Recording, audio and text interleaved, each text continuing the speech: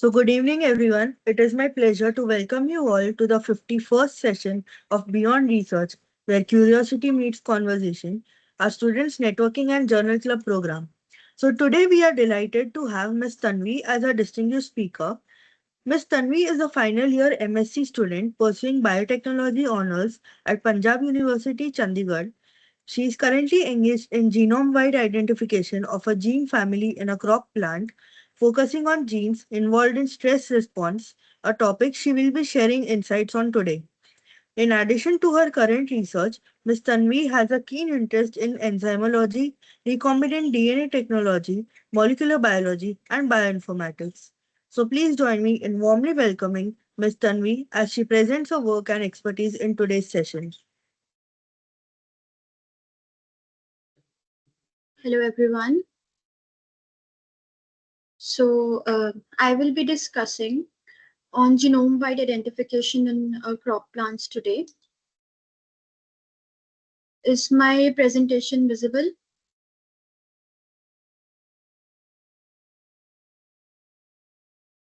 No, Tanvi.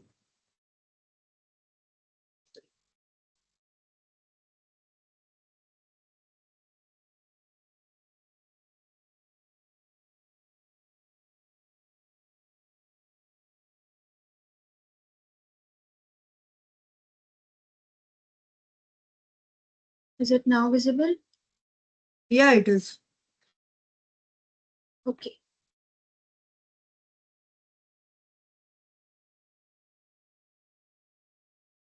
So we will be focusing on genome-wide identification of gene families in plants.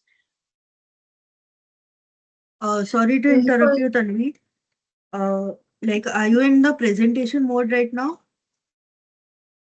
I shared my window, like it had an option key if you want to share your window. Yeah, So I so will. I thought your screen got freeze. Right now, I can see the domain slide. Is that right? Yes, yes. Okay, yeah. Thanks a lot.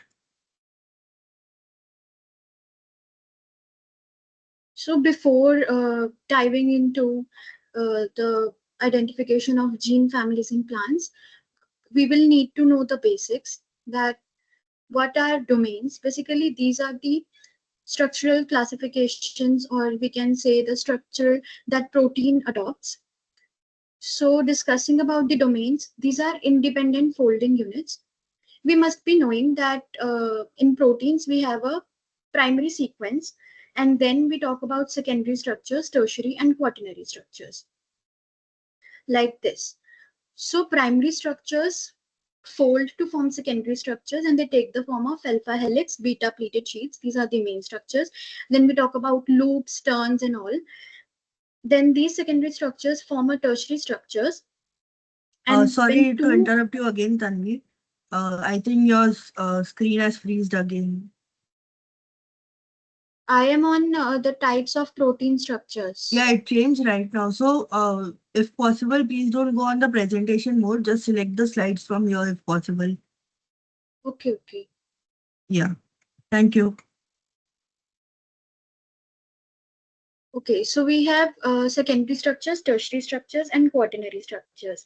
In secondary structures, we have peptides, which fold upon itself and form some secondary structures.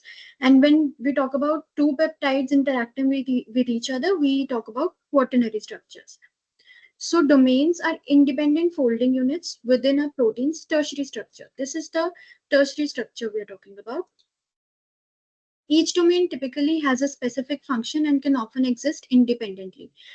So domains can exist independently in a protein structure, and they're often conserved across different proteins, which renders a protein a specific function. So they can often exist independently of the rest of the protein chain. Domains serve as modular building blocks, and many proteins are composed of multiple domains that contribute to the protein's overall function. So these domains are the actual functional units in the protein.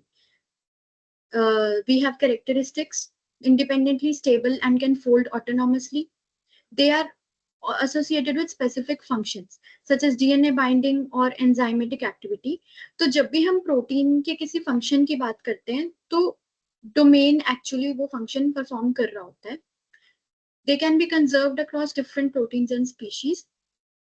We have examples: SH2 domain binding to phosphorylated tyrosine residues important in signal transduction, and similarly kinase domain that catalyzes the transfer of phosphate groups crucial in phosphorylation processes.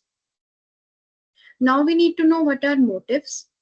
So motifs अलग domain से ऐसे होते हैं कि they are not autonomously folding units, like they are not independent. They are short conserved sequences or structural elements within proteins that are often associated with a particular function. They are also associated with a particular function, but they are not necessarily stable on their own and usually function as a part of a larger domain or protein structure.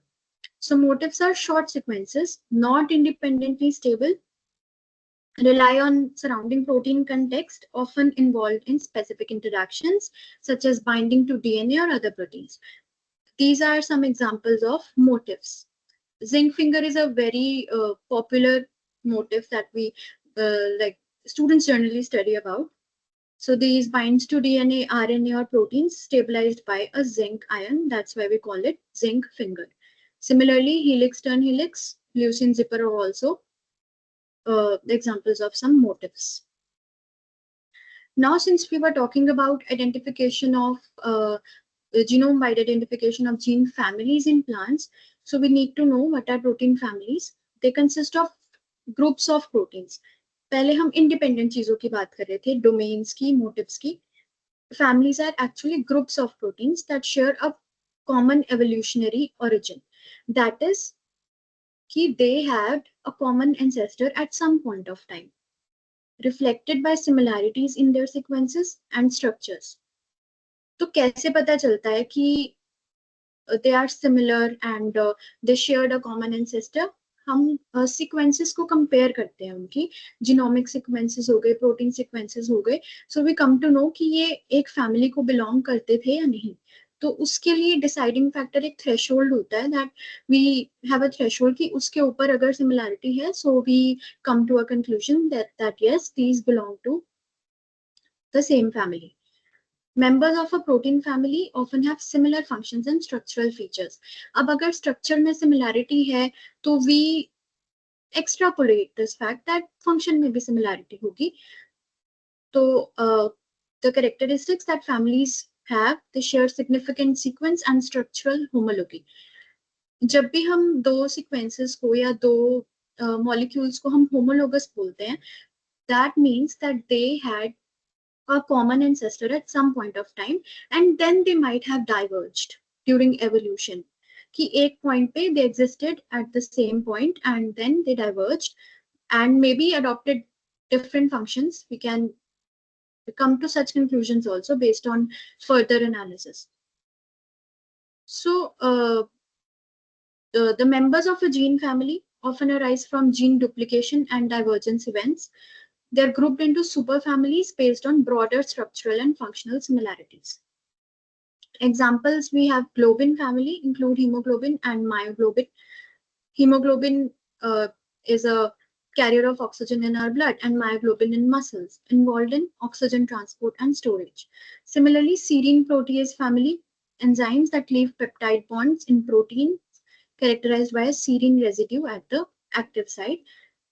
कि active site पे सीरिन residue होगा and वहां पे ये सीरिन proteases family cleave करती है proteins को. Now we come to folds. So folds refer to overall three-dimensional arrangement of secondary structural elements. We talked about secondary structural elements and we have alpha helices and beta sheets as secondary structures. So overall three-dimensional arrangement क्या है उन secondary structures का? That are folds. So these are we talk about folds in the protein domain. These we can say that this is a smaller unit. So folds are used to classify proteins based on their structural topology, connectivity of secondary structures, that how the beta sheets and alpha helices are arranged in a protein and how these secondary structures connect to each other regardless of sequence similarity.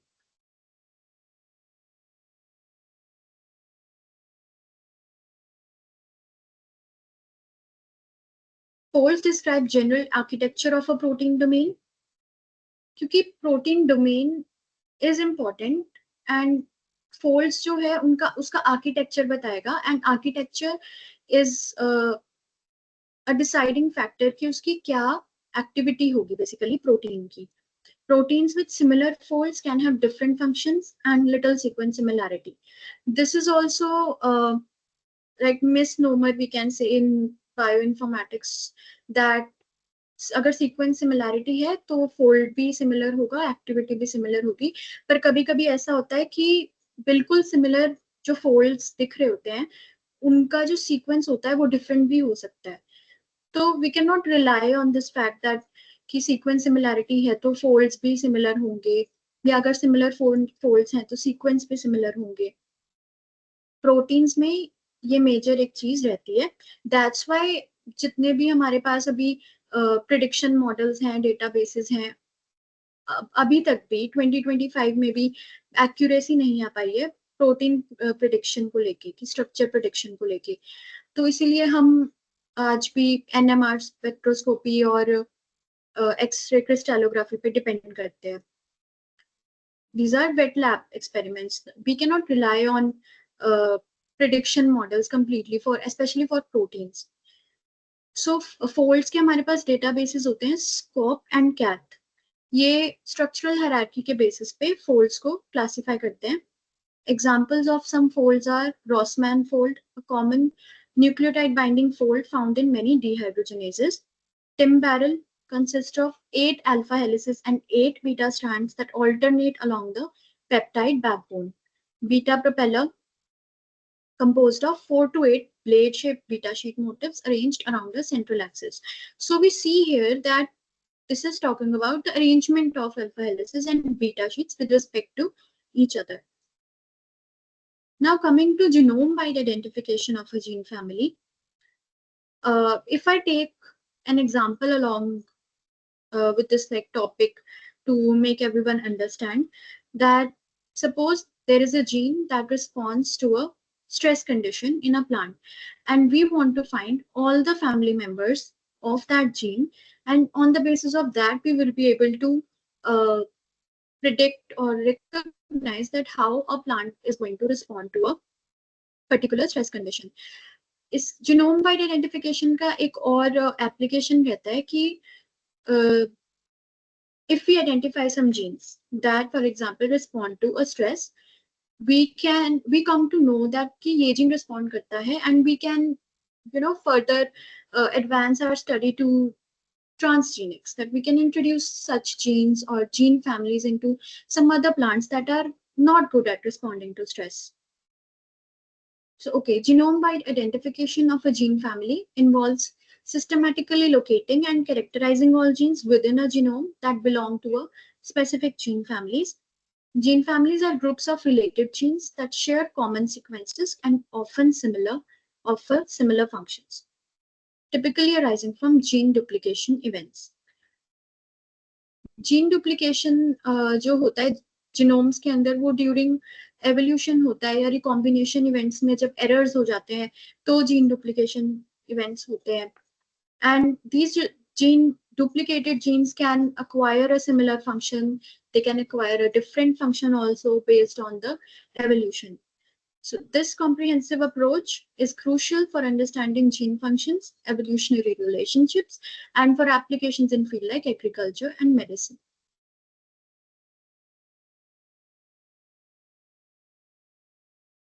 तो अब किसी भी plant में genome wide identification, how do we do it? I'm going to discuss that first of all we need to have a complete genome sequence and its annotations for the organism of interest. Suppose हमारा जो plant of interest है that is cotton. तो we need a complete genome sequence and जो annotation अभी तक genome sequence के अंदर हो चुका है. और for obtaining the complete genome sequence we have different databases also like a database, a plant genome database can have the genome sequences of various plants, and specialized databases also. Specialized databases are specific to a certain plant. Like for Arabidopsis thaliana, which is a model plant, we have a specific database called TAIR, TAIR, जिसमें कि सिर्फ Arabidopsis के ही सारे के सारे annotations हैं and sequences available है. So for potato, we have spud database like that. And for cotton, we have a separate database. So, you know, referencing to these specific databases is always better, because पूरा का पूरा database एक ही plant को dedicated है, and that is expected to be more accurate. So we often, refer to a particular database. We want to study a particular plant. So first we go for PFAM search. What is PFAM? PFAM is a comprehensive database of protein families and domains, each represented by multiple sequence alignments and profile hidden Markov models. Multiple sequence alignments में हम क्या करते हैं कि different similar alignments को हम pair wise alignments करते हैं. Like एक ही टाइम पे मल्टीपल पेयर वाइज अलाइनमेंट्स जब होती हैं तो उसको मल्टीपल सीक्वेंस अलाइनमेंट्स बोलते हैं. And profile hidden Markov models are mathematical models. So in दोनों का कॉम्बिनेशन को यूज करके पीफैम डेटाबेस बनाया जाता है. पीफैम इज की प्रोटीन फैमिलीज का डेटाबेस है. हर एक प्रोटीन फैमिली को एक एक्सेशन नंबर अलॉट किया जाता है. तो अगर हमें एक पर्टिकुलर प्रोटीन के बारे में स्टडी करना है तो we can find its PFAM, or we can talk about domains basically. तो हम डोमेन का PFAM एक्सेशन नंबर निकाल के हम अपने प्लांट ऑफ इंटरेस्ट का जो डेटाबेस है उसके अंदर हम सर्च करते हैं उस PFAM आईडी को, और उस प्रोटीन फैमिली के जितने भी जीन्स हैं हमारे प्लांट ऑफ इंटरेस्ट में वो सब अपीयर हो जाएंगे जो एनोटेटेड होंगे. तो अब इसमें ऐसा होता है कि जो एनोटेटेड होते हैं वही अपीयर होते हैं. तो हम for keeping the safe side हम ब्लास्ट भी कर लेते हैं कि पीफैम से जो हमारे पास सीक्वेंसेस आ गए वो ओके. बट ऐसा हो सकता है कि कुछ जीन्स जो हैं अभी तक कुछ भी एनोटेटेड नहीं है या जो डेटाबेस में डॉक्यूमेंटेड नहीं है. तो उसके लिए हम क्या करते हैं कि फॉर एग्जाम्पल हम मॉडल प्लांट को एक चूज करते हैं, Arabidopsis, which is a model plant for dicots, monocots का ओराइजा सटाइवा, एंड ऐसे अलग अलग जीनस एंड स्पीशीज का अलग अलग हो सकता है. तो फॉर Arabidopsis हम इसके प्रोटीन सीक्वेंसेस को for our gene of interest we retrieve the protein sequences from the Arabidopsis database, and then we use it as a query to do a blast P against the proteome of your plant of interest. Suppose we have a proteome of our plant of interest, which may be tomato, and then we select a gene, stress responsing gene. Then model plant में तो सब annotated होता है कि सब studies वही होती हैं. And then you select the proteins from this Arabidopsis plant, and then you use it as a query to blast against your plant of interest. तो जो भी होमोलोगस सीक्वेंसेस होंगे वो अपीयर हो जाएंगे. बेसिकली ब्लास्ट क्या होता है? Basic local alignment sequencing tool. ये लोकल अलाइनमेंट पे फोकस करता है. Okay, we have two types of alignments, local and global alignment. Local alignment जो होता है वो एक particular portion of sequence पे की alignment को करता है. Global alignment है इसकी पूरी sequence के along alignment होगा. तो blast जो है वो सिर्फ local alignment करता है, and this is a heuristic method कि कुछ particular पार्ट को सेलेक्ट करके वहां से ही अलाइनमेंट करनी शुरू करता है. We have exhaustive methods also, जिसमें पार्ट का सिलेक्शन नहीं होता है. बेसिकली पूरे के पूरे सीक्वेंस का जो भी सिलेक्ट होता है उसका पूरा पेयर वाइज सीक्वेंस अलाइनमेंट किया जाता है. सो हम blast P stands for protein. We have different types of blasts also. So after doing a PFAM search and extracting the homologous sequences from Arabidopsis, and then doing a blast P against the proteome of our interest, for confirmatory experiments, we have for confirmations, we can say that we do interpro scan and CDD database. These are also like protein domain databases. इसमें भी जो documented हैं वो proteins हमारे आ जाएंगे, हम उसमें query sequence में डालेंगे and हमें interpro और CTT से पता लग जाएगा that we have the right data. Then next step is that we go to Expassi Protparam tool. This is actually a tool. The basic agenda is to know the physicochemical properties of our proteins. जो instability index, aliphatic index is कि how much volume is covered in a protein by the side chains of the protein. Then we have GRAVI, that is grand average of hydropathicity, कि protein hydrophilic है या hydrophobic है. अब अगर gravy index की values negative होती हैं that means कि हमारा प्रोटीन जो है वो हाइड्रोफिलिक है, एंड अगर पॉजिटिव रहती है तो दैट मीन्स कि हमारा प्रोटीन जो है that is hydrophobic. Then we go on for knowing the molecular weight, theoretical isoelectric point. Isoelectric point is जिस पे net charge protein पे zero है. तो ये सारी properties, these properties are important to know basically. This is how the interface of the tools appear on the screen. If you can all see, we just have to put the protein sequence here and we all get the values of those physicochemical properties that I mentioned before. This is how CDT interface appears. We have just go to the CD search and put our protein sequence. And then this is Interpro. These are basically domain identification databases.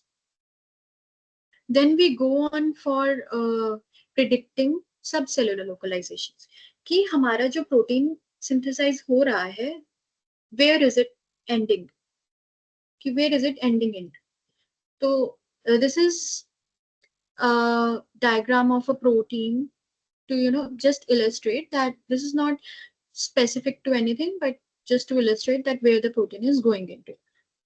So suppose this is a nascent peptide and that might go to mitochondria in the form of mitochondrial protein, that might go to peroxisomal membranes, that might go to peroxisomal matrix. So there are different subcellular localizations that a protein might get into. Then we need to know, after knowing all these properties of the protein, we need to know where does it exist on the chromosomes and how many genes are duplicated for a particular gene. Chromosomal duplication is a type of mutation where a segment of chromosome is copied and inserted into the gene. This results in two or more copies of that region in the chromosome. इससे क्या होता है, gene doses बढ़ जाती है. Of course number of genes बढ़ जाएंगे तो जब भी एक्सप्रेशन होगा तो एक्सप्रेशन भी इंक्रीज होगा, नंबर ऑफ mRNA इंक्रीज होंगे, नंबर ऑफ प्रोटीन्स इंक्रीज हो जाएंगे. This can occur due to errors in DNA replication or recombination. DNA replication में errors कैसे आते हैं कि a polymerase might replicate a segment of DNA twice, या फिर recombination में कुछ errors आ गए हैं. And it plays a role in evolution, of course. Genetic disorders, if you've heard, we talk about trisomy of chromosomes and these duplication of chromosomes altogether give rise to different kind of diseases. For example, Down syndrome. Both deletion and duplication, both result in some kind of disease or something. Then we have a concept of Ka and Ks in gene duplication events.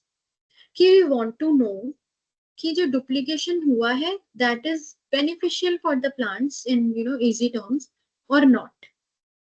So Ka is rate of non-synonymous substitutions per non-synonymous sites.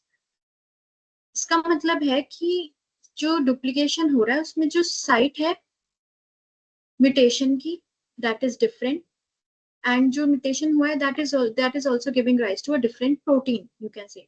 Because ऐसा होता है कि कभी कभी amino acid having same physicochemical properties, तो अगर वो change हो भी जाता है तो protein की characteristics पे कुछ इफेक्ट नहीं आता है। तो नॉन सिनोनिमस सब्स्टिट्यूशंस और नॉन सिनोनिमस साइट्स की जब हम बात कर रहे हैं, इसका मतलब है कि कोई अमाइनो एसिड तो चेंज हो रहा है एंड उससे फिजिको-केमिकल प्रॉपर्टीज भी चेंज हो रही है। And Ks is rate of synonymous silent substitutions. That's why we call it silent. कि इसमें अमाइनो एसिड के चेंज होने से फिजिको-केमिकल प्रॉपर्टीज में कोई चेंज नहीं आ रहा है पर सिनोनिमस साइट। तो Ka और Ks रेशो से हमें सेलेक्टिव प्रेशर का पता लगता है। अगर Ka और Ks ratio is less than 1, that means Ks, the rate of synonymous substitutions per synonymous site would have been more. तो उसको हम बोलते हैं प्योरीफाइंग सिलेक्शन, कि जो भी जीन था जब डुप्लीकेशन हुआ है तो उसमें प्योरीफाइंग सिलेक्शन है। That means that gene is selected basically, कि उसमें अब लॉन्ग टर्म्स में भी कोई चेंज नहीं आएगा।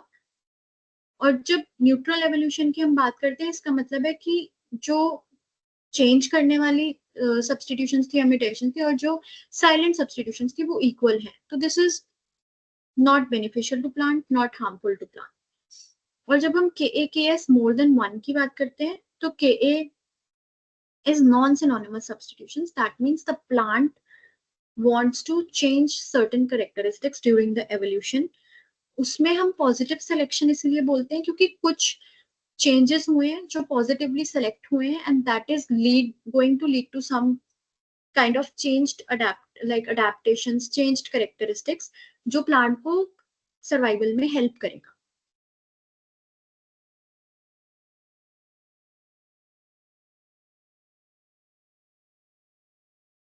सो टू विजुअलाइज कि इस तरह का डायग्राम जो होता है कि क्रोमोसोम्स पे कहाँ पे जीन्स अपीयर कर रहे हैं,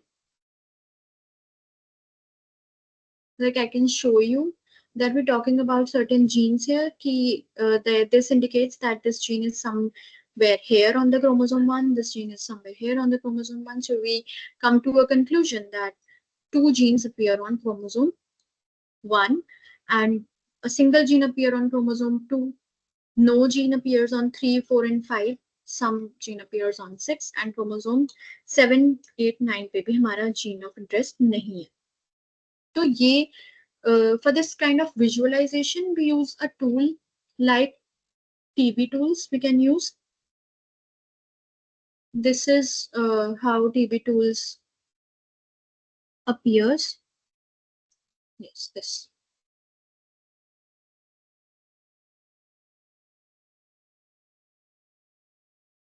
We can also calculate Ka and Ks ratio from this tool only, and we can select this option to visualize the appearance of genes on the chromosomes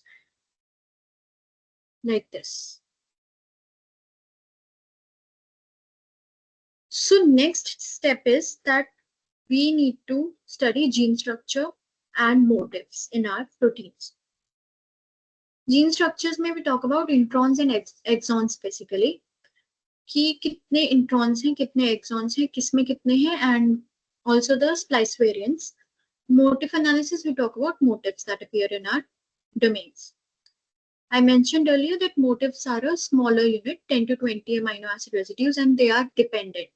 They cannot fold independently.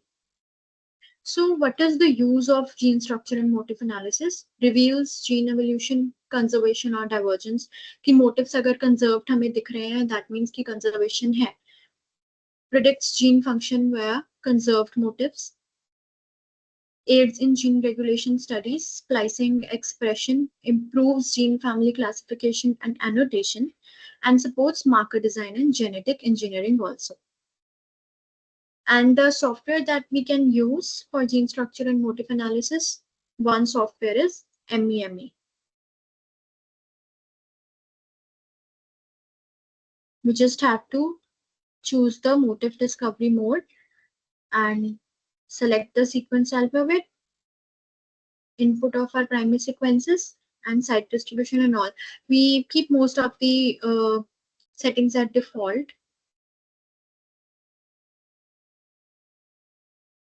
Then we talk about multiple sequence alignment and phylogenetic analysis.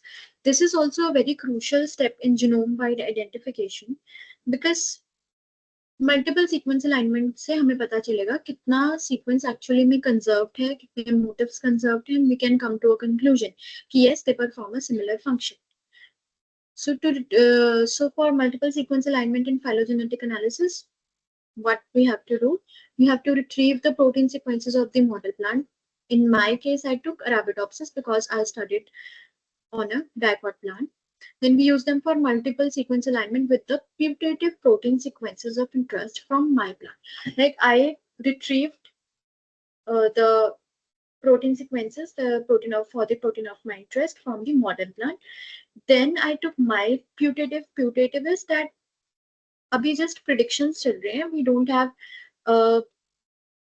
we cannot say कि yes 100% these results are accurate, so we call them putative.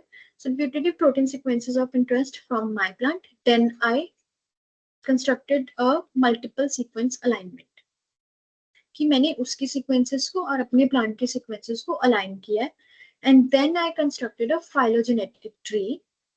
I constructed a neighbor joining tree. This is the most common key researchers do use this kind of neighbor joining method only. So इसमें क्या होता है कि we cluster on basis of distance. Basically हम distance और characters के base पे clustering या फिर optimality के base पे हम trees बना सकते हैं.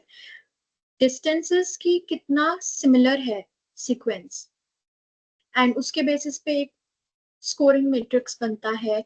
देन जिसमें सबसे ज्यादा कम डिस्टेंस होता है, या in simpler terms I can say कि जो सबसे ज्यादा सिमिलर सीक्वेंसेस हैं उनको हम आपस में क्लस्टर कर देते हैं कि now they are treated as one taxon. And similarly हम इसी तरह नेबर जॉइनिंग ट्री को कंस्ट्रक्ट करते जाते हैं कि जो सबसे ज्यादा सिमिलर है उनको हम एक टैक्सॉन में कन्वर्ट कर लेते हैं. And this is how we construct the phylogenetic tree. अब कि एक्यूरेट ट्री बने हमारे पास, उसमें ये जो सॉफ्टवेयर है mega that I have mentioned, उसमें हम बूटस्ट्रैपिंग करते हैं. बूटस्ट्रैपिंग हम यूजुअली 1000 पे करते हैं. What is bootstrapping? तो उसमें क्या होता है कि जो सॉफ्टवेयर है वो हमारी सीक्वेंसेस को बीच बीच में से चेंज करता है, कि अपने हिसाब से चेंज करता है, रैंडमली सैम्पलिंग करता है और फिर से फाइलोजेनेटिक ट्रीज को कंस्ट्रक्ट करता है. बूटस्ट्रैपिंग 1000 मींस कि उसने 1000 टाइम्स वो सैम्पलिंग किया है एंड फिर से फाइलोजेनेटिक ट्री कंस्ट्रक्ट किया है. This is to make sure that we have an accurate tree, क्योंकि हम although we are doing predictions but we want the predictions to be as accurate as it can be. So इसलिए हम bootstrapping करते हैं. तो 1000 times that means की construct होगा tree and उसके बेसिस पे एक फाइनल हमारे पास फाइलोजेनेटिक ट्री बन के आता है. And the next step we need to do is cis element analysis.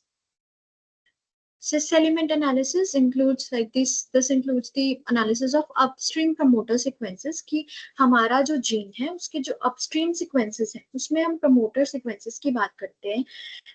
These are used to identify cis elements in the promoter region. Cis regulatory modules are one of several types of functional regulatory elements. Regulatory elements are binding sites for transcription factors. Actually, in simpler terms, if I can say that these are the elements that are going to control the transcription of our gene. So these are regulatory elements. DNA sequence में ही अगर हम बोले तो यहाँ पे ऐसा assume हम कर सकते हैं कि ये जो सीक्वेंसेस हैं हमारे पास, यहाँ पे हमारे ट्रांसक्रिप्शन फैक्टर्स आके बाइंड करेंगे एंड फाइनली ट्रांसक्रिप्शन होगा. ये सिस element can also be negatively regulating our genes, that they can be silencers कि अगर वहां पे इंटरेक्शन हो रहा है तो आगे इंटरेक्शन नहीं हो पा रहा, लाइक जीन नहीं ट्रांसक्रिप्शन नहीं हो पा रही है जीन की, तो नेगेटिव भी हो सकते हैं, but usually they are enhancers or promoters. So cis regulatory modules, these are not random, these are non-random clusters at their specified target site that contain transcription factor binding sites. So transcription factors proteins होते हैं that are going to interact on the DNA sequences and then the gene will be transcribed. इनकी importance क्या है cis elements की? The genome of an organism contains anywhere from a few hundred to thousands of different genes, all encoding a singular product or more. For numerous reasons हमें इन genes को control करना होता है.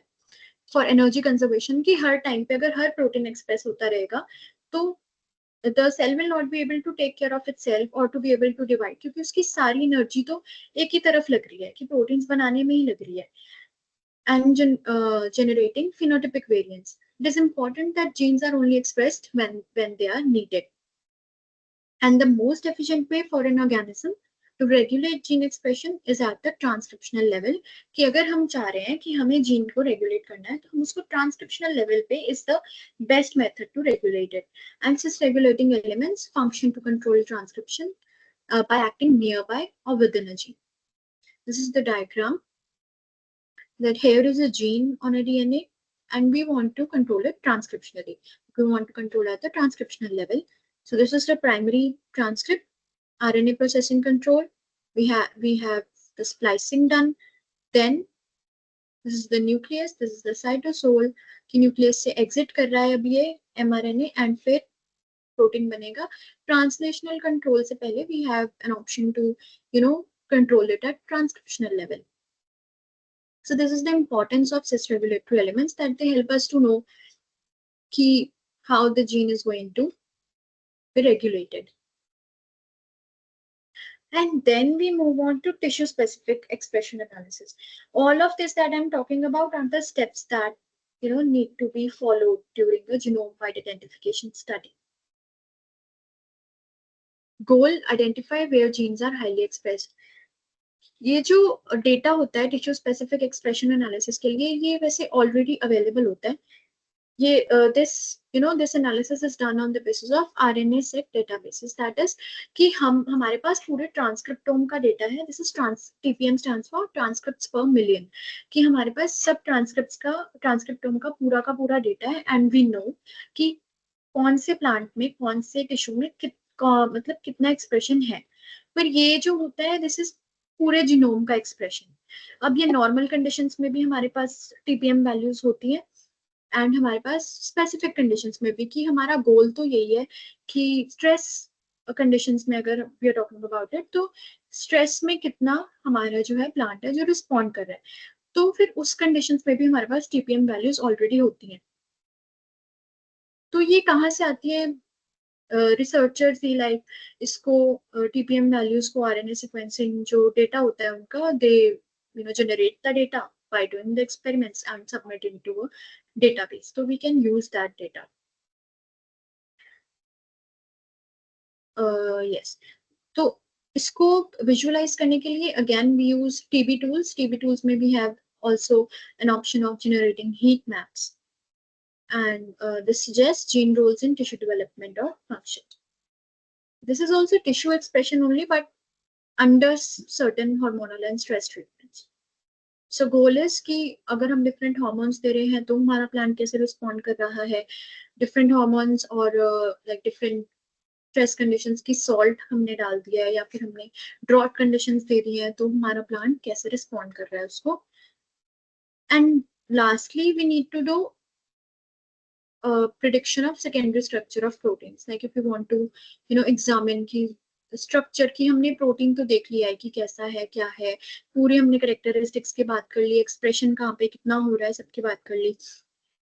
अब अगर हमें स्ट्रक्चर की बात करनी है तो we also have tools to predict that.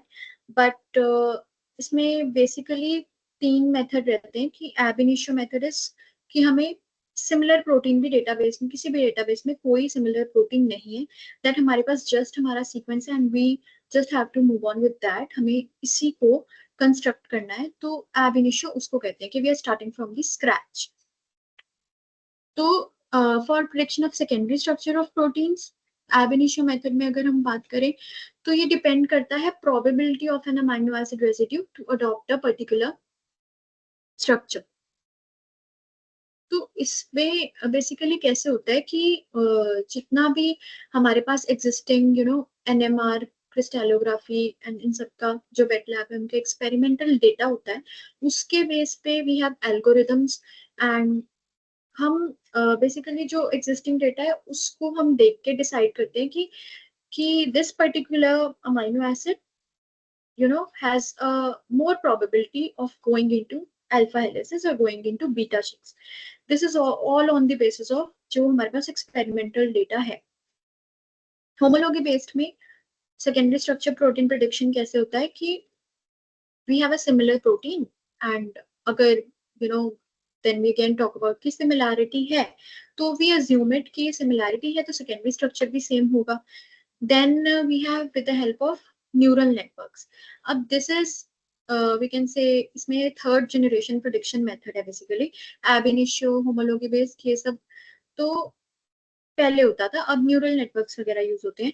Machine learning processes that require a structure of multiple layers of interconnected variables और नोड्स की मशीन मॉडल्स को ट्रेन किया जाता है डिफरेंट वेरिएबल्स और नोड्स पे एंड उसके बेस ट्रेनिंग के बेसिस पे भी put our sequence and then वो प्रिडिक्ट करके बताता है कि okay your amino acid has a probability of going into alpha helices or going into beta sheets. Then for tertiary structure of proteins, again we have homology based कि homology based में हमारे पास steps रहते हैं कि template selection, alignment of target and template sequences, then backbone modelling, protein का पूरा जो बैकबोन है, optimisation of side chains and loops, refinement according to the energy criteria and evaluation. अब refinement according to energy criteria क्या है that अगर हम thermodynamics की बात करें तो वो चीज स्टेबल होती है जो इसकी energy that move towards the low energy. So यहाँ पे वही प्रिंसिपल है थर्मोडायनेमिक्स का कि स्टेबिलिटी उसी चीज में है जिसमें लो एनर्जी है, तो उसी के बेस पे हम प्रोटीन प्रेडिक्शन का स्ट्रक्चर प्रेडिक्शन भी करते हैं। This is homology based that means कोई टेम्पलेट एग्जिस्ट करता है, कोई सिमिलर प्रोटीन एग्जिस्ट करता है एंड जैसे जैसे उसके फोल्ड्स हैं हमारा जो प्रोटीन है because of the homology we can say कि वो वैसे वैसे जो है वो भी फोल्ड हो सकता है। So threading, the next method is threading.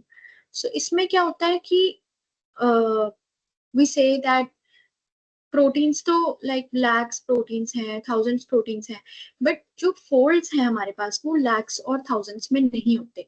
तो इसका मतलब है कि रिपीट हो रहे हैं फोल्ड्स हमारे प्रोटीन्स के अंदर। तो इसी प्रिंसिपल पे हम थ्रेडिंग करते हैं प्रोटीन्स में। दिस इज ऑल्सो, हम इसको एब इनिशियो प्रेडिक्शन नहीं बोल सकते, हम स्क्रैच से तो कुछ नहीं कर रहे हैं इसमें। हम ऑलरेडी एग्जिस्टिंग फोल्ड्स हैं जो उसका हमारे पास डेटा बेसिस होते हैं, उसके बेसिस पे हम थ्रेडिंग करते हैं। So number of protein folds are less than number of existing proteins. That means many proteins can share a similar fold and best fitting fold is selected from structural database and उसके basis पे हम structure predict करते हैं। Ab initio prediction में again energy minimization principle चलता है and works on some types of heuristics. Heuristics का मतलब होता है कि we need the software to be fast and heuristics में पर्टिकुलर पार्ट्स पे फोकस किया जाता है, जबकि अगर हम एग्जॉस्टिव एल्गोरिदम्स की बात करते हैं तो वो लाइक पूरा हर एक रेजिड्यू को स्कैन करेगा एंड हर एक रेजिड्यू को अलाइन करेगा सिमिलर सीक्वेंसेस के साथ and that takes a lot of time and time की वैल्यू बहुत ज्यादा है आजकल। So it use to according to some kind of literature I read 3 to 4 hours लग जाते थे कि एब इनिशियो प्रेडिक्शन में एक मॉडल बनाने में। अभी भी टाइम जरूर कम है बट एक्यूरेसी नहीं है। दैट इज बिकॉज कि प्रोटीन का टर्न्स एंगल्स प्रिडिक्ट करना अभी भी मुश्किल है कि सिर्फ इस बेसिस पे कंप्यूटेशनल बेसिस पे। So we have to go for NMR spectroscopy and all, तो and that are also very time taking. So अगर कोई यू नो अभी 75% एक्यूरेसी होगी एब इनिशियो प्रेडिक्शन मॉडल्स की, इससे ज्यादा तो आई डोंट थिंक ही है। और अगर कोई लाइक 90% तक बना देता है एक्यूरेट मॉडल्स या फिर एक्यूरेट टूल्स, तो that will be a revolution, a breakthrough in bioinformatics. So this is a tool, Swiss model. ये होमोलॉगी बेस्ड मॉडलिंग करता है, टर्शरी स्ट्रक्चर प्रेडिक्शन करता है। तो I took the sequence of human rhodopsin and मैंने वो डाला था एंड उसके बेसिस पे यहाँ पे दिस मॉडल वाज कंस्ट्रक्टेड। वैसे if you can visit this tool and explore it because ये मॉडल जो है you can also move it with a mouse and observe the kind of turns and angles and all. तो यहाँ पे obviously PPT में it's not interactive but you can go and explore it. It's a nice tool. Then we want to see कि हमारा protein किस किस proteins के साथ जाके interact करता है to to know the basically कि कौन से पाथवेज हो सकते हैं, क्या इंटरेक्शन हो सकता है कि हमारा प्रोटीन और प्रोटीन्स को कैसे अफेक्ट करता है, and we use string software for that. तो स्ट्रिंग में ऐसा diagram, like you can see this type of a diagram in string, and इसमें एक्चुअली में हर कलर की लाइन का एंड नोड का, हर कलर का कुछ मीनिंग होता है। इस पर्टिकुलर डायग्राम में बेसिकली तो यही होता है कि जो वैलिडेटेड है, जो प्रिडिक्टेड है, लाइक बेसिक डिफरेंस तो यही होता है, जो कलर्स होते हैं लाइन के। बट और भी you can add functions into it and add some features into it to observe more. You can also explore this tool. This is a very informative tool कि कोई भी अगर annotated protein है तो आप देख सकते हो कि किस प्रोटीन के साथ क्या interact कर रहा है and क्या उससे इफेक्ट आएगा। तो इससे हमें अपने जो हमारा प्रोटीन ऑफ इंटरेस्ट है उसके बारे में like काफी information we can get. Then we also predict miRNAs targeting a relationship with our genes. These are miRNAs are non-coding RNAs that can negatively regulate gene expression at the post-transcriptional level. That we have our transcripts ready and some miRNA can come, bind and degrade our mRNA, either degrade it or curb its activity, either breakdown of target mRNA or the inhibition of its translation into protein. So mRNA का interaction भी बहुत important रहता है plants के अंदर। Then we go for gene ontology and pathway analysis कि we want to see कि हमारा प्रोटीन जो है किस बायोलॉजिकल प्रोसेस में इन्वॉल्व है, किस मॉलिक्यूलर फंक्शन में इन्वॉल्व है, किस सेलुलर कंपोनेंट में वो like incorporate हो रहा है जाके। So for that we have tools like omics box and we can predict some the pathways our protein is getting into. And after all of this was all bioinformatic analysis of our protein. Now we want to validate this key. Of course bioinformatics is all prediction based, we cannot say कि this is accurate or अगर ये predict हो गया है तो यही होगा, we cannot say that, although accuracy her tool की कुछ ना कुछ होती है, but इनका drawback यही है that we have to go for validations. पर we can see कि bioinformatic analysis से हमारा workload कितना कम हो जाता है, that we have you know a list of shortlisted proteins that we have to work on. अब हमें एक्सप्रेशन एनालिसिस से और टीपीएम वैल्यूज वगैरह से और पूरे एनालिसिस से पता लग गया है कि हमारा जो ये प्रोटीन था वो डाउन रेगुलेटेड था या वो अप रेगुलेटेड था। जो भी जीन फैमिली के हमने प्रोटीन्स प्रिडिक्ट किए, जरूरी नहीं है कि हर कोई अप रेगुलेट या डाउन रेगुलेट हो रहा है, कुछ होंगे उसमें जिनका बहुत ही रेगुलेटरी रोल होगा हमारे प्लांट के अंदर। तो बेसिकली हम वही आइडेंटिफाई कर रहे हैं जीनोम बाय आइडेंटिफिकेशन में। अब हमें 3-4 जीन बायोइन्फॉर्मेटिक एनालिसिस के बेस पे पता लग गया है, अब हम आरटीपीसीआर से उसको वैलिडेट करते हैं। This is reverse transcriptase quantitative PCR that we have we have to actually grow the plants in tissue culture lab, or if we are giving artificial stresses, अगर आप एक्चुअल में स्ट्रेस दे रहे हो तो बाहर, like you have to grow the plant, then आपको उसका sample collect करना है, आपको उसका एक एक पूरा प्रोसीजर होगा कि you have to convert the plant tissue into a fine powder, then you have to extract the mRNA, then reverse transcriptase से उसका cDNA will be constructed, and then that cDNA will be used for quantitative PCRs. Now you can see कि gene expression कैसे कैसे actual में हुआ है, that does it match our bioinformatic analysis? If yes, then yes, you did the right work and आपका work validate हो चुका है, you can go for a publication. तो आई कैन शो इस ग्राफ में ये this is drought stress and कि 1 our में, 3 आवर में, 6 आवर में कैसे जो है जीन का एक्सप्रेशन वेरी कर रहा है। ये बेसिकली ट्रिप्लिकेट्स में these expressions are put into triplicates, technical ट्रिप्लिकेट्स,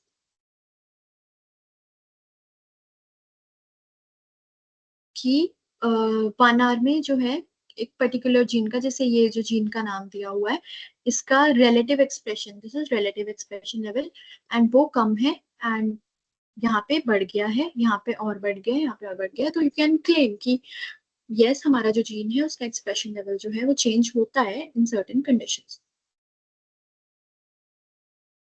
इसका एप्लीकेशन बहुत ही क्लियर एप्लीकेशन कि हमने कोई जीन आइडेंटिफाई कर लिया है जो स्ट्रेस में रिस्पॉन्सिव है, we can go for making transgenics later on, और we can maybe do something to upregulate the expression of a certain gene, क्योंकि प्लांट्स में कुछ जीन्स जो होते हैं वो क्विसेंट रहते हैं, that they are there but they are not expressing, तो उसको भी हम चेंज कर सकते हैं। तो इस तरह की एप्लीकेशंस हैं। Identifying gene families related to stress resistance, yield or quality traits can inform crop breeding programs. Medical research, understanding gene families involved in disease can lead to the development of new diagnostics or therapies. And evolutionary studies, so first analyzing gene family expansions or contractions, providing insights into evolutionary processes and species adaptation. So if you want to, see a genome-wide study of a plant, you can refer to this paper. This is a very recent paper which did expression profiling of NCAD gene family in salt and drought stress response of honeysuckle. This is the DOI. And yes, thank you for your attention, everyone. You can connect with me on LinkedIn, and I'm open to any sort of questions.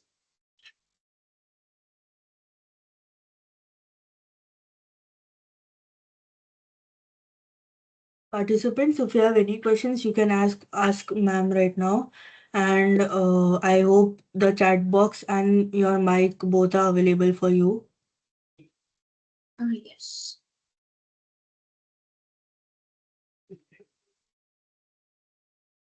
Oh, I did not see कि my voice was low. No, your voice was proper, I think. But somebody wrote कि your voice is too low. Oh, okay.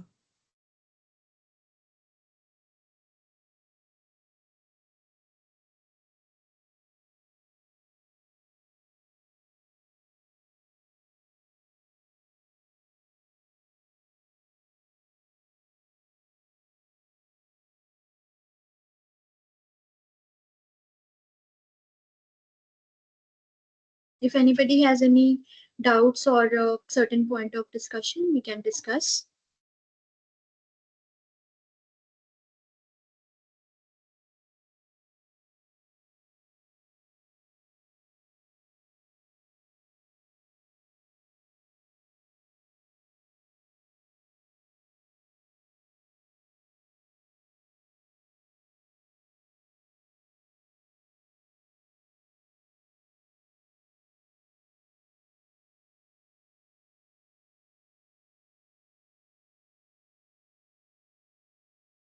Okay, if for now, if we don't have any doubts, you can connect with me on LinkedIn here.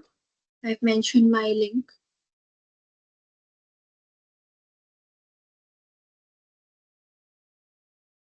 Yeah, so if there are no doubts, should we conclude the session? Yes, sure. All right, so as we conclude today's session, I would like to extend our sincere appreciation to Ms. Tanvi for her engaging and insightful presentation on genome-wide identification of stress response gene families in crop plants. Her passion for biotechnology, along with her interest in enzymology, recombinant DNA technology, molecular biology, and bioinformatics, truly enriched our discussion today. So, thank you, Ms. Tanvi, for sharing your research and inspiring us with your dedication. And thank you to all the participants for joining us today. We'll see you in the upcoming sessions of Beyond Research. Thank you so much. Thank you, everyone.